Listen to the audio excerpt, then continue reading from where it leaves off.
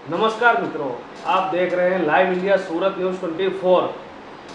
जो आज एक हमको महाराज मिले हैं ब्राह्मण, तो ब्राह्मण जी से कहेंगे कि कुछ हमारे चैनल के माध्यम से कुछ जानकारी देंगे, जो राष्ट्र धर्म संस्कृति के विषय में कुछ जानकारी हो उसके बारे में कुछ बताना चाहेंगे महाराज जी हमको। जी, हम इस राष्ट्र और संस्कृति के ब्राह्मण हैं। हमारा नाम श्री पुंडरीक जी महाराज है। यह ध्यान देना, सनातन धर्म मानवता का धर्म है और जितने पथ हैं, मजहब हैं, वो सब पथ हो सकते हैं, धर्म नहीं हो सकते। धर्म जो होता है वह एक दूसरे को जोड़ता है और पथ जो होता है वो एक दूसरे को आपस में टकराहट, प्रतिद्वंदिता को जन्म देता है। और ब्राह्मण का मतलब होता है जो भ्रम को नष्ट कर दे, अंधकार को, अज्ञान को नष्ट कर दे, वही ब्राह्मण है।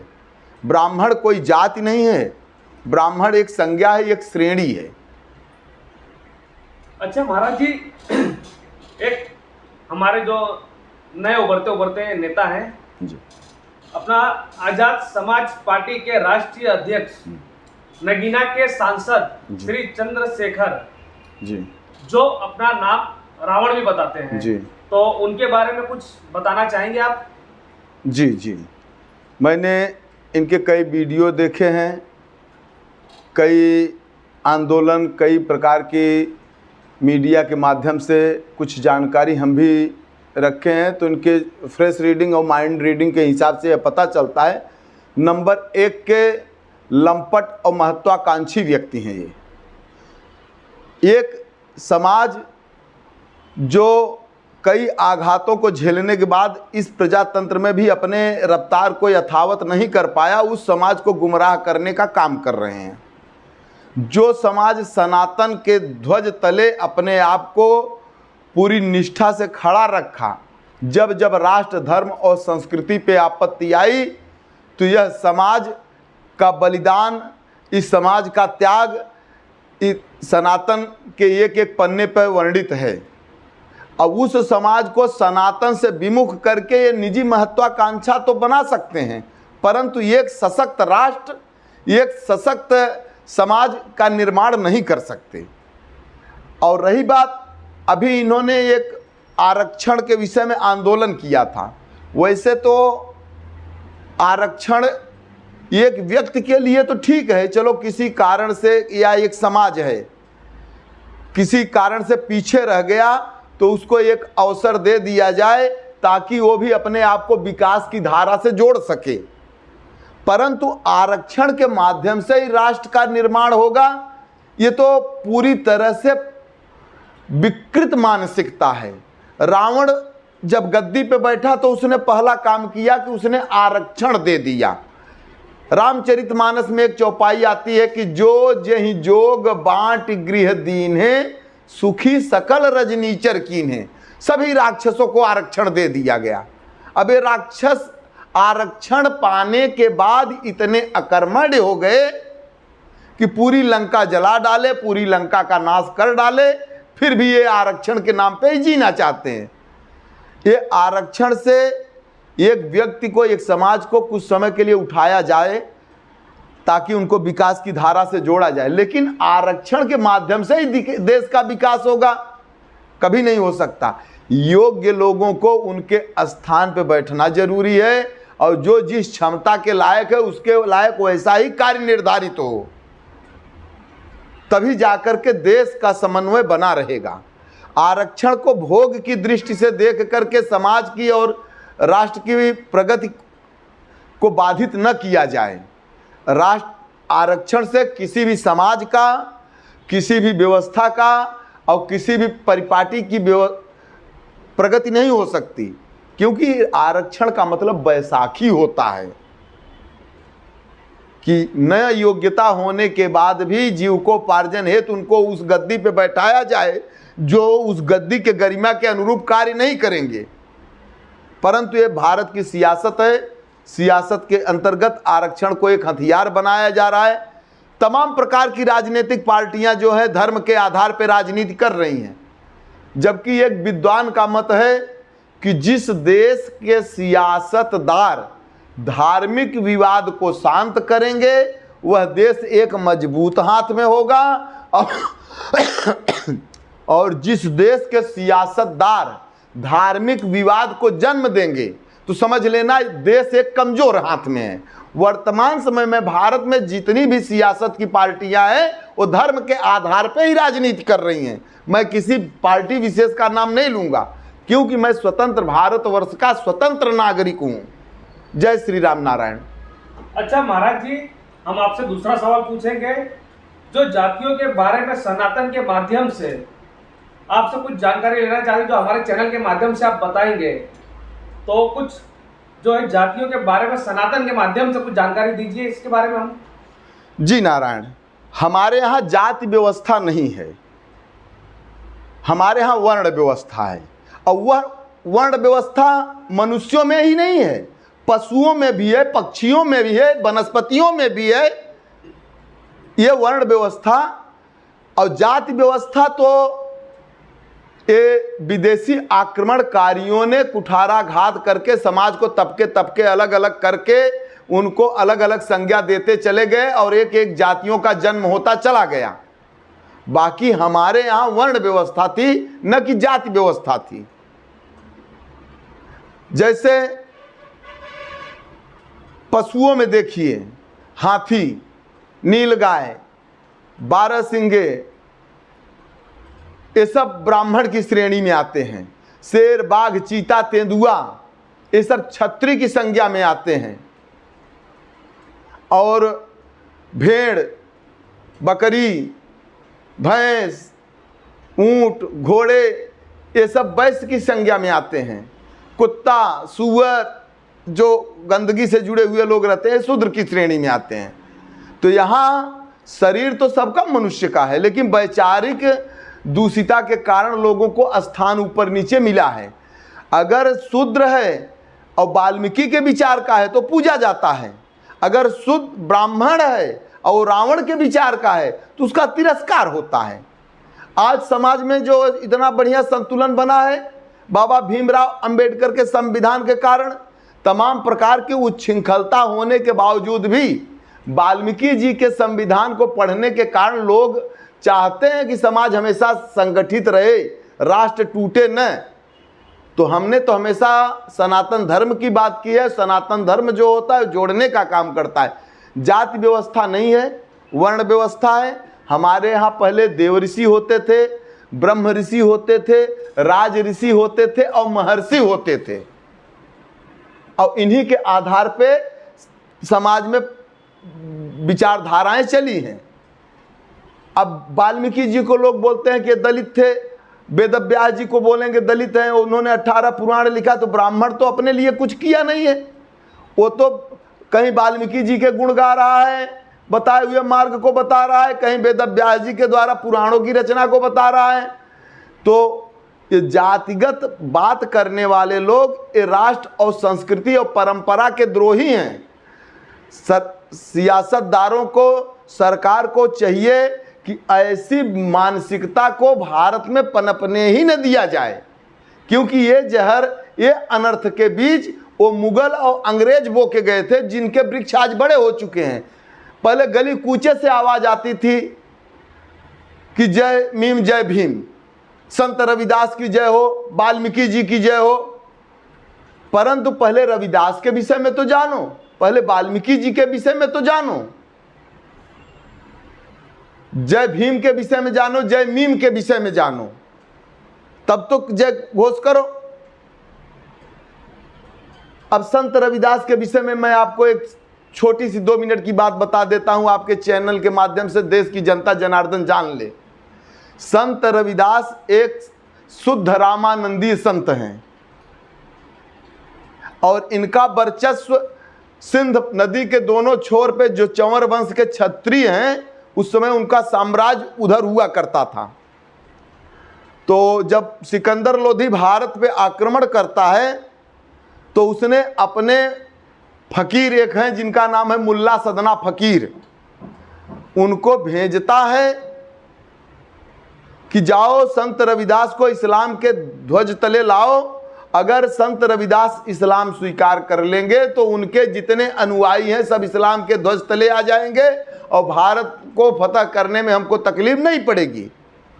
परंतु होता क्या है कि मुल्ला सदना फकीर यहाँ सनातन धर्म अपना लेता है, संत रविदास जी इस्लाम स्वीकार नहीं करते हैं। यह बात जैसे ही सिकंदर लोधी को मालूम पड़ी तो उसने दोनों को बंदी बना करके कारागार में डाल दिया। कारागार में डाल दिया तो चंवर वंश के सैनिकों ने इनको मुक्त कराने के लिए आक्रमण किया। बहुत सारे लोग रणभूमि में मारे गए, बहुत सारे क्षत्रिय बंदी बना लिए गए, कुछ भाग गए तो राज्य छोड़ करके जंगल झाड़ियों में अपना जीविकोपार्जन किए, लेकिन सनातन धर्म का त्याग नहीं किए। अब जेल के अंदर इनको बहुत सारी यातनाएं दी गई कि इस्लाम धर्म स्वीकार कर लें, लेकिन इन्होंने इस्लाम धर्म स्वीकार नहीं किया। इनसे चमड़े का काम करवाया गया, समाज इनको अछूत साबित कर दिया, लेकिन इन्होंने कहा कि संत रविदास जी ने कि मानव मात्र का कल्याण का धर्म जो है वह है सनातन। इनके कई पंक्तियों में सनातन धर्म के विषय में, वेद के विषय में अच्छी खासी पंक्तियां दी गई हैं इनके ग्रंथ में। जिसको भरम हो तो उस ग्रंथ को पढ़ ले। इन्होंने कहा है मैं वेद के मार्ग को, पुराण के मार्ग को छोड़ नहीं सकता, किसी भी परिस्थिति में कलमा कुरान पढ़ नहीं सकता, क्योंकि मानव के कल्याण मात्र का धर्म है सनातन, वेद मार्ग है। हमारे रक्त के एक एक कतरे को निचोड़ लिया जाएगा तो भी मैं कलमा कुरान पढ़ने वाला नहीं हूँ। मेरे शरीर के खंड खंड कर डालने के बाद भी मैं इस्लाम धर्म स्वीकार करने वाला नहीं हूँ। इनके अनेक पंक्तियों में, अनेक लिपिबद्धियों के माध्यम से यह प्रतीत होता है। आज जो लोग जय मीम जय भीम का नारा लगा रहे हैं उस पवित्र आत्मा को बहुत तकलीफ पड़ती होगी।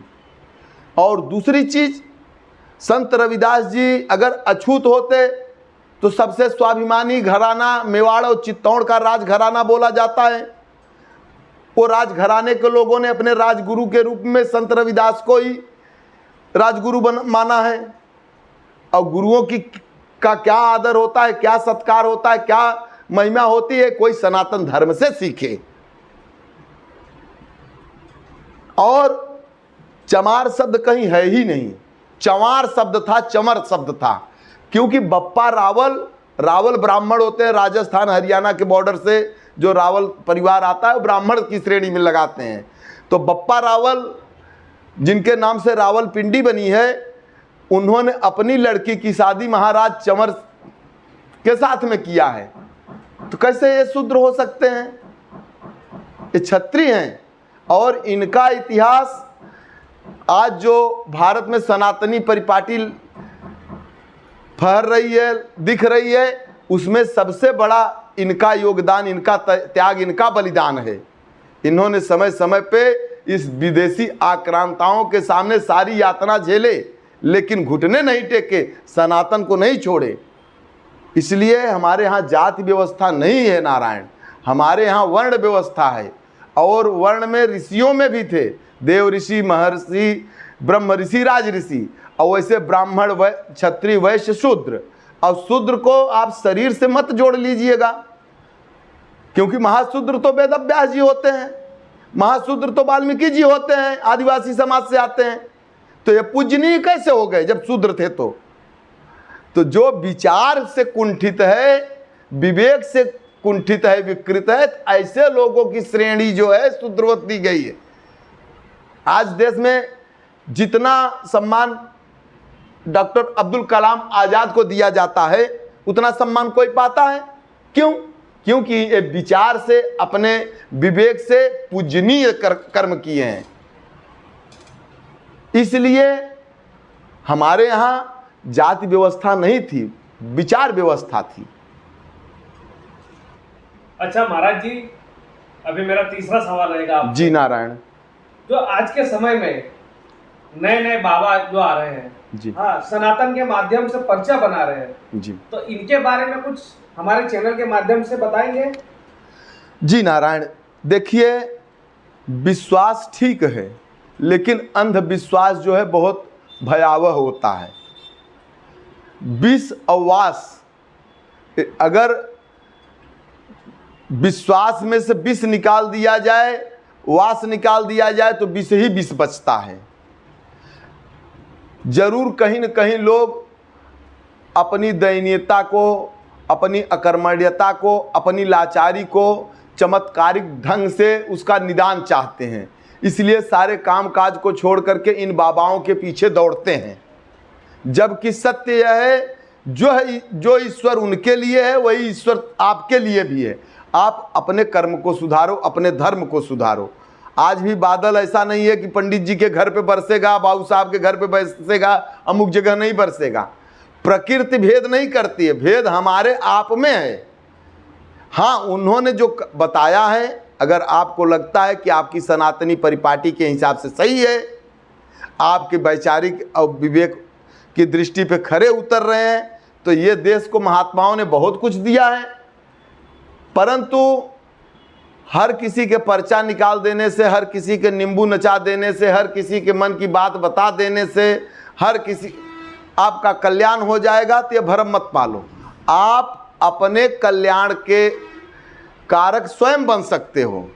दूसरा कोई मार्गदर्शन दे सकता है, आशीर्वाद दे सकता है, परंतु वो आपका पूरी तरह से निजात कर देगा तो यह असंभव लगता है। क्योंकि कर्म, गुड़ मैं खाऊंगा, मुंह आपका मीठा हो जाएगा, वो विद्या मुझे नहीं मालूम है। मैं जानता हूं मैं गुड़ खा लूंगा तो मेरा मुंह मीठा हो जाएगा, और वही गुड़ आपको दे दूंगा, आप खा लोगे तो आपका भी मुंह मीठा हो जाएगा। अब मैं गुड़ खा लिया, अब मिठाई का वर्णन आपको बोल रहा हूं करो, तो ऐसा नहीं हो सकता नारायण। ये फीलिंग का विषय है, ये अनुभव का विषय है। तो जो अनुभवी महात्मा है, तत्वज्ञ हैं, जिनके ऊपर कुछ दैविक कृपाएं हैं, वो समाज को मार्गदर्शन दे रहे हैं और सही मार्गदर्शन दे रहे हैं। जब जब राष्ट्र और संस्कृति पे आपत्ति आती है तो संत समाज से ही निकल करके उस दुर्व्यवस्था को लोग फिर से व्यवस्थित करते हैं महात्मा लोग। आज भी सौभाग्य यह है कि इस देश में राजनेताओं से ज़्यादा लोग बाबाओं पे भरोसा करते हैं, परंतु क्या है कि दुर्भाग्य ऐसा है कि जितना आघात इन बाबाओं के द्वारा भी समाज को दिया जा रहा है वो भी असहनीय है। सियासतदार तो अपने महत्वाकांक्षा लोलुपता के कारण बदनाम हैं ही, लेकिन बाबा भेष में भी ऐसे लोग आ जाते हैं कि जो सामाजिक आघात कर रहे हैं। और ये आज से ही नहीं हो रहा है। रावण जब बना था सीता जी का हरण करने के लिए, तो और दूसरा रूप नहीं बनाया। कौन बनाया? साधु का। जबकि असली साधु वहां लक्ष्मण जी थे। उन्होंने कहा, हे माँ, एक यति की आन है, इस रेखा की मर्यादा का आप पालन करना। अखिल ब्रह्मांड की शक्ति कोई भी इस रेखा को भेद करके आपका अहित नहीं कर सकती। ये असली साधु है। और नकली साधु असली साधु की एक रेखा को भी नहीं लांघ सकता है। तो ये बाबा लोग जो हैं, किसी की निंदा स्तुति करने से मैं बचना चाहता हूं, लेकिन इतना जानता हूं कि जो सनातन धर्मावलंबी हैं वो आंख पे पट्टी बांध करके किसी पे विश्वास न करें। अपने पूर्वजों पे, अपनी परंपरा पे, अपनी परिपाटी पे विश्वास करें, अपने गुरु मंत्र पे विश्वास करें, जहां से उनका कल्याण होगा। महाराज जी, अच्छा, जैसे कुछ बाबाएं हैं सिर्फ भगवा पहन लेते हैं, कंठमाला डाल लेते हैं, मूढ़माला डाल लेते हैं, निकल जाते हैं, उनको शास्त्र के बारे में बिल्कुल ही ज्ञान नहीं रहता है। क्या उनका ये निकलना सही है?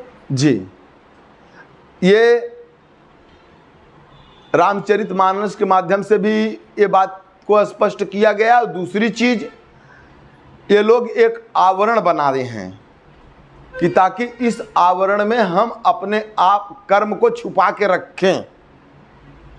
और अखाड़ों से, जो 13 अखाड़े हैं, जो शंकराचार्य की परिपाटियां हैं, जो सनातन धर्म के शांत लोग हैं, ऐसे बाबाओं को चिन्हित करें, सरकार को संज्ञान में लें और सरकार को इन बातों से अवगत कराएं।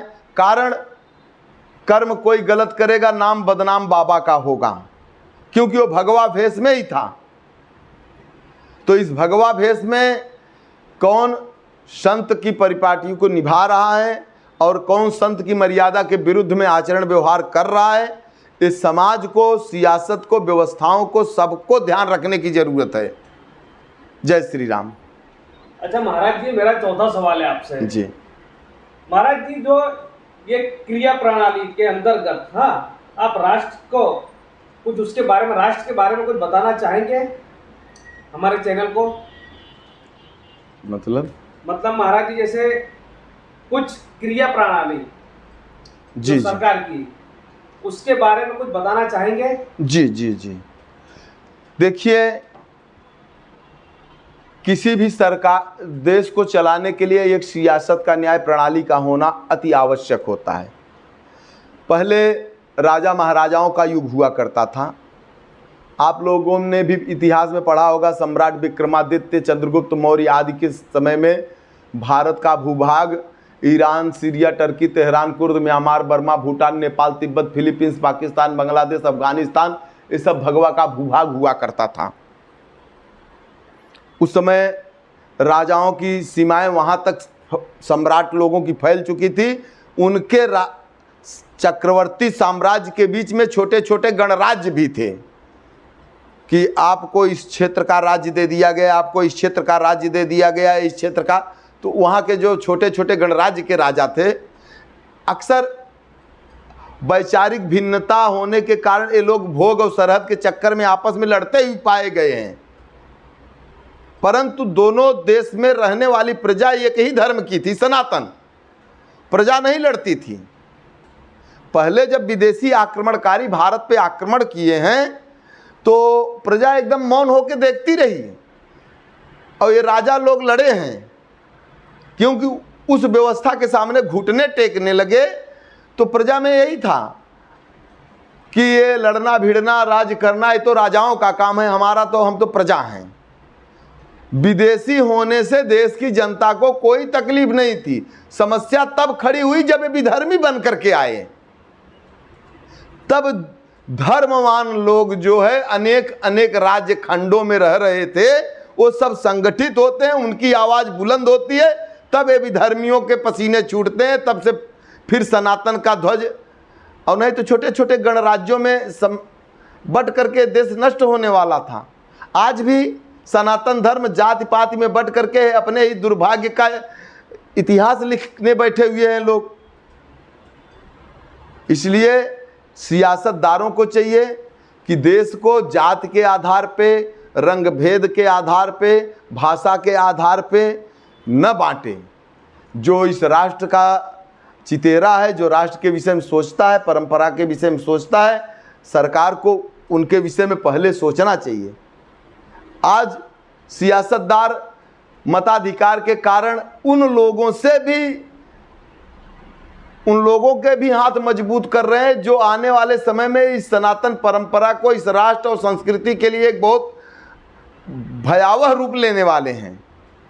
आपने देखा, इतना बड़ा भूभाग खत्म हो गया, बचा कितना? पाकिस्तान, अब बांग्लादेश, भारत। 1947 में ये भी बट गया। अब भारत के अंदर में भी सनातन धर्म के लोगों को देखता हूँ जगह जगह पलायन करना पड़ता है। कभी कश्मीर से भाग रहे हैं, कभी केरल से, कभी कैराना से, कभी पश्चिम बंगाल से। क्यों? क्योंकि ये लोग जाति में बटे हुए हैं। मैं ये जानना चाहता हूं, क्या सनातन धर्म के मानने वाले दलित समाज के पाकिस्तान, बांग्लादेश में नहीं थे? आज जय भीम का नारा लगाया जा रहा है। उनको कितना परसेंटेज वहां आरक्षण मिला? तो नारायण, ये सबसे बड़ी समस्या है कि सियासतदारों का पारदर्शी होना। उनके लिए सारी व्यवस्था करो जो राष्ट्र और धर्म और संस्कृति के प्रति, अपने परंपरा के प्रति कर्तव्यनिष्ठ हैं। उन लोगों के साथ में आप वह व्यवहार कर रहे हैं जो राष्ट्र और धर्म और संस्कृति के नाश के लिए सारी व्यवस्था में लगे हुए हैं। तो सियासतदार को चाहिए कि जो देश के अंदर विद्रोह का कारण बन रहा है, तो पहले ऐसे आवाज़ों को कुचल देना चाहिए। मैं एक कहीं पढ़ा था कि कुछ समय पहले रूस में 1.5 से 2 लाख विरोधियों को एक साथ में फांसी दे दी गई थी। उसके पहले संयुक्त राष्ट्र रूस बहुत कमजोर देश था, क्योंकि हर जगह राजनेता बन गए थे, तो समाज को अलग अलग दिशा में ऐसे लेके जा रहे थे। जब एक सशक्त चेहरा आता है, वो अपनी शक्ति को अर्जित करता है, इसके बाद उन विरोधियों को सर को कुचल देता है। आज रूस अपने आप को 20 से 25 साल के दरमियान में पूरी दुनिया के सामने खड़ा करने में सफल रहा। आज पूरी दुनिया रूस की सामर्थ्यता का लोहा मानती है, परंतु ये मुंडे मुंडे मतिर भिन्ना के हिसाब से चलेंगे, सबकी सुनेंगे तब निर्णय लेंगे, तो देश का तो वैसे भी लुटिया डूबने वाला ही है। और ध्यान दीजिएगा, ये जो सियासतदार हैं अपनी दूसरी जगह व्यवस्था कर लिए हैं, ये आपत्ति के समय में, भयावह परिस्थिति में समय में देश को छोड़ के चले जाएंगे, जनता को यथावत परिस्थिति में ही छोड़ देंगे। जैसे बांग्लादेश में हुआ, अब बांग्लादेश में भी होता है, पाकिस्तान में भी होता है, अफगानिस्तान में होता है, दुनिया के भूभाग में हो रहे हैं। ये बांग्लादेश का ही उदाहरण नहीं है। हाँ, जैसे बांग्लादेश में ही जो वहाँ की प्राइम मिनिस्टर भागकर इंडिया आई ना जी। अब देखिएगा, जनाधिकार के हिसाब से देखा जाए तो 1/3 के हिसाब से 2% बहुमत इनको शेख को मिला था, परंतु मुट्ठी भर विद्रोही उनको सत्ता से बेदखल कर दिए। अब जितने लोगों ने इनको अपना मत दिया था, समर्थन दिया था, उन लोगों के साथ में क्या होता होगा जब उनका सेनापति ही रण से भाग गया, तो उस सेना की क्या दुर्दशा। चंद मुट्ठी भर अपराधियों के सामने वो लोग उन अपराधियों की निर्दयता का शिकार हो रहे हैं। इसीलिए नेतृत्व सशक्त होना चाहिए, संकल्पबद्ध होना चाहिए, और छोटा मोटा बलिदान लेने से अगर राष्ट्र और संस्कृति का निर्माण हो रहा है तो सियासतदारों को चाहिए कि ऐसे बलिदान को पहले कर दें, क्योंकि राष्ट्रद्रोही के लिए, समाज द्रोही के लिए, मानवता द्रोही के लिए, इसके लिए कानून नहीं, इसको सरकार को सोचना चाहिए। कानून तो देश की जनता के लिए, देश की जनता नहीं है, ये देश के आघातक हैं, इनके लिए सरकार को निर्णय लेना चाहिए। जैसे यूपी में योगी जी, वो इन अपराधियों को कोर्ट में कुछ संज्ञान दे देते हैं, लेकिन प्रशासन को छूट देते हैं कि आप न्याय खुद कर लेना। आए दिन अपराधी इनकाउंटर में मारे जा रहे हैं जो बच्चियों के साथ में दुष्कर्म करते हैं। देखिए कलकत्ता में जो हुआ है दुष्कर्म जी, महिला डॉक्टर के साथ, ये बहुत ही गलत हुआ है, तो उसके बारे में कुछ बोलना चाहेंगे आप? जी देखिए, एक प्रकार की ये आपराधिक प्रवृत्ति हो चुकी है। उन्होंने वह पीड़ा उस बच्ची के, डॉक्टर बच्ची के साथ में दिया है, और इनको आनंद आ रहा होगा, ये अपने आनंद में उसकी पीड़ा को, उसकी परिस्थिति, तो ये मानव समाज का विकृत रूप है। ऐसे लोगों को समाज में, अगर ये कोर्ट में जा रहे हैं तो भी समाज की सबसे बड़ी लाचारी है। समाज को उसी समय व्यवस्थाओं को मुंह पे कालिक पोत लेना चाहिए कि ऐसे लोगों को भी बचने का मौका दिया जा रहा है। ऐसे लोगों के साथ में गरुड़ पुराण के हिसाब से दंड प्रणाली होनी चाहिए। कानून, संविधान, समता साधारण लोगों के लिए बना है, अपराधियों के लिए तो एक अलग से कानून ही बनना चाहिए, नहीं तो पूरे देश का, पूरी परंपरा का, पूरी परिपाटी के बंटाधार कर देंगे ये लोग। अच्छा महाराज जी, मेरा 5वां सवाल जी जो है आरक्षण से लेता देता जी, आरक्षण से क्या समाज का भला हो सकता, मजबूती हो सकती है आरक्षण से? देखिए, आरक्षण बनाया ही कमजोर लोगों के लिए गया है कि उनको आर्थिक दृष्टिकोण से, शैक्षणिक दृष्टिकोण से, हर प्रकार के दृष्टिकोण से उनको एक बार आरक्षित करके व्यवस्था दे दिया जाएगा, तो जो समाज के और तबके के लोग हैं जो विकास की धारा से रफ्तार में चल रहे हैं, वो लोग नहीं चल पा रहे हैं, तो वो उस आरक्षण का सहयोग लेकर के अपने आप को उस विकास धारा से जोड़ लेंगे। तो उनको जब उस समाज में मिल जाएंगे तो उनका बुद्धि, विवेक, उनका जो विकास की रफ्तार है थोड़ा 19-20 उसी के हिसाब से हो जाएगा।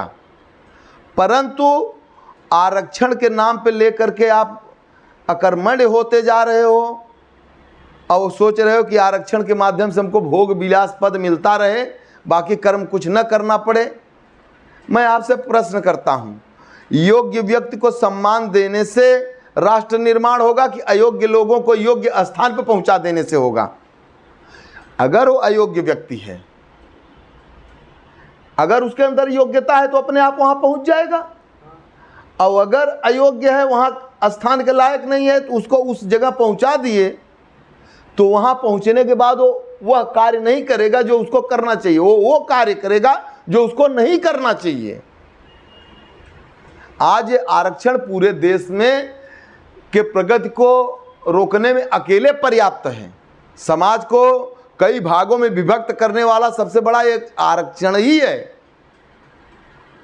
इसलिए अगर समाज को मजबूत करना है, राष्ट्र की नींव को मजबूत करना है, मानव परिपाटी को मजबूत करना है, सनातनी स्तंभ को मजबूत करना है, तो भारत को समदृष्टि से देखना जरूरी है। यहां मैं जाति का विरोध करता हूं। लोग कहते हैं ब्राह्मणों की कन्या शूद्रों के यहां, अरे डॉक्टर भीमराव अंबेडकर की पत्नी ब्राह्मण थी। मैं अनेक उदाहरण ऐसे दे दूंगा। अनेकों दलितों के यहाँ ब्राह्मणों की पत्नियां गई हैं। रामविलास पासवान जी की पत्नी भी ब्राह्मण की औरत है। सिर्फ ब्राह्मणों की लड़कियों से शादी करने से तुम ब्राह्मण नहीं बन जाओगे। अरे वैचारिकता से भी ऊंचाई हासिल करो। और रही बात संगठन तो तोता हमेशा, एक तोता मर जाता है तो दूसरा तोता मातम मनाने नहीं आता, लेकिन एक कौवा मर जाए तो दुनिया भर के कौवे इकट्ठे हो जाते हैं, क्योंकि गलत के पीछे चलने वाली भीड़ हमेशा खड़ी रहती है, सही के साथ में चलने वाला कोई है नहीं, क्योंकि वो हमेशा अकेला रहता है। लेकिन राष्ट्र निर्माण सत्य के पीछे चलने पे होगा। झूठ के पीछे चलने वाला व्यक्ति एक अंधी गहरी खाई की तरफ ही बढ़ेगा, वो किसी समाधान और किसी निर्णायक परिस्थिति तक नहीं पहुंच सकता है। इसलिए आरक्षण किसी समाज को आर्थिक दृष्टिकोण से वंचित रह गया, शैक्षणिक दृष्टिकोण से वंचित रह गया, स्वास्थ्य दृष्टिकोण से वंचित रह गया, या और भी किसी दृष्टिकोण से वंचित रह गया, तो सियासतदारों को चाहिए कि उस समाज को वह व्यवस्था दे करके, प्लेटफार्म बना करके उनको विकास धारा से जोड़ दे। ये बंदर बांट की प्रणाली से भारत के अंदर भयावह परिस्थिति को जन्म न दे। मैं किसी भी चीज का विरोधी नहीं हूं, हर चीज का समर्थक हूं, लेकिन हर चीज का सही उपयोग होना चाहिए। जहर भी काम आता है और अमृत भी काम आता है। तो मैं आरक्षण को गलत भी नहीं कह सकता उस पूरी रूप से कि राष्ट्र का निर्माण आरक्षण से ही होगा, इस बात का मैं समर्थन नहीं कर सकता। अच्छा महाराज जी, आपने मेरे इतने सवालों का जवाब दिया जी, तो आप क्या सब ये पढ़ाई करके रखते हैं कि आपको नॉलेज भी उतना है? देखिए, कुछ बातों को जो अपने भूत से प्रेरणा नहीं लेगा वो अपने वर्तमान की नींव नहीं बना पाएगा, और जो वर्तमान की नींव पर ध्यान नहीं देगा उसका भविष्य का महल तैयार नहीं होगा। आप समझिएगा, आपका डीएनए टेस्ट होगा तो आपके कई पीढ़ियों का वाई डेटा विज्ञान निकाल लेता है। तो विचारधारा के रूप में आप हो, तो मैं किसी भी चीज को सुनने का भी प्रयास करता हूं, आत्मचिंतन करने का भी प्रयास करता हूं।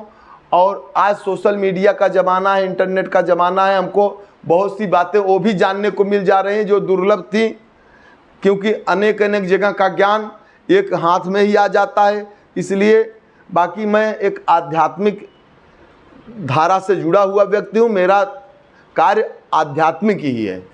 मैं जातिगत व्यवस्था से बहुत दूर रहता हूँ, क्योंकि मैं श्रेणी को ही जाति मान लिया हूँ। अगर ब्राह्मण पूजनीय होता तो ब्रह्मा जी के मंदिर होते, वाल्मीकि के मंदिर मिल जाएंगे, रविदास के मंदिर मिल जाएंगे, कबीर जी के मिलेंगे, रहीम जी के मिलेंगे, सबको मिलेंगे। लेकिन कोई पंडित जी का भी कोई मंदिर देखा है आपने? पंडित जी पूजा करते दिखेंगे, चाहे भगवान राम अवतरित हो जाएं क्षत्रिय कुल में, चाहे यदुनंदन अवतरित हो जाएं यादव कुल में, चाहे बाराह रूप में अवतरित हो जाएं, चाहे नरसिंह रूप में अवतरित हो जाएं, चाहे मत्स्य रूप में अवतरित हो जाएं, हमारा काम है पूजा करना।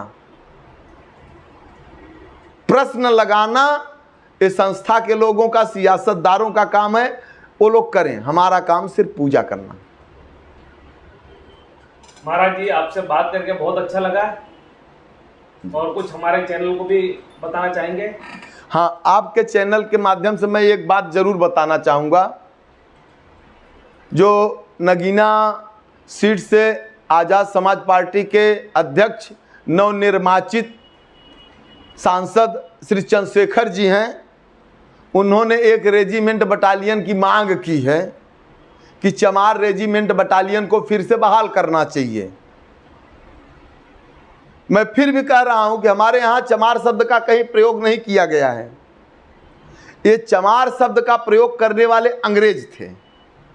उन्होंने एक चमार रेजिमेंट बटालियन बनाया था 1943 में, और इसलिए बनाया था कि ताकि यह देश आज़ाद न होने पाए, इस देश के लोगों को आज़ाद हिंद फौज से, जो नेता सुभाष चंद्र बोस ने बनाया था आज़ाद हिंद फौज, उससे लड़ाने के लिए बनाया था।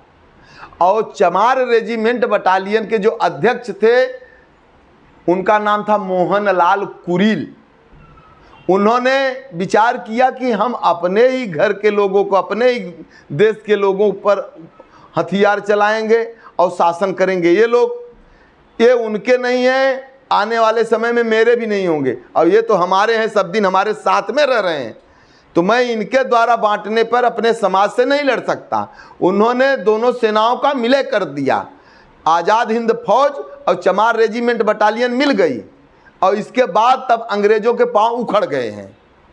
अंग्रेज जाते समय इस रेजिमेंट बटालियन को निरस्त कर दिया था और मोहनलाल कुरील जी को उठा करके जेल में डाल दिया था।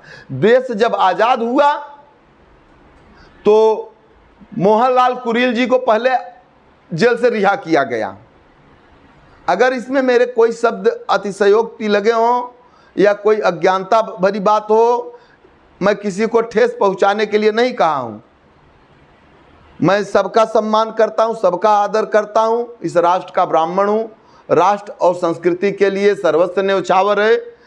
मैं किसी को सुख देना चाहता हूं, किसी को दुख नहीं देना चाहता, और समाज में गलत भ्रांतियों के अंतर्गत मैंने जो शब्द का प्रयोग किया है, कहीं कोई त्रुटि हो तो उसके लिए मैं क्षमा भी मांग रहा हूं। परंतु जो मेरे विचार हैं, जो मेरी विवेक के माध्यम से आया है, मैं आपके सामने यथावत उत्तर रख दिया। जय श्री राम, भारत माता की जय, वंदे मातरम, सनातन धर्म की जय हो, अनंत कोटि सनातन धर्मावलंबियों की जय हो।